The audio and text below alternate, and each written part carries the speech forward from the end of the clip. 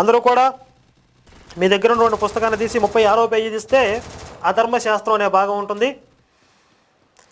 నిజానికి మోషే రాసిన ధర్మశాస్త్రం హెబ్రూ భాషలో ఉంటుంది. బైబిల్ పాత నిబంధన అంతా కూడా హెబ్రూ భాషలో ఉంటుంది. ఆ భాషలో దానిని తోరా అంటారు. ధర్మం అనేది సంస్కృత పదం. ధర్మం అనే సంస్కృత పదానికి సమానార్థాన్ని ఇచ్చే పదం హెబ్రూ భాషలో కానీ ఇంగ్లీష్లో కానీ లేదు. హెబ్రూ భాషలో మోషే రాసినటువంటి తోరా దానినే తెలుగులోకి ధర్మశాస్త్రం అని అనువాదం చేశారు. అయితే హెబ్రూ భాష నుంచి ఇంగ్లీష్ కింగ్ జేమ్స్ వర్షన్లోకి మార్చినప్పుడు మోజెస్ లా అని చెప్పి వాళ్ళు అనువాదం చేశారు.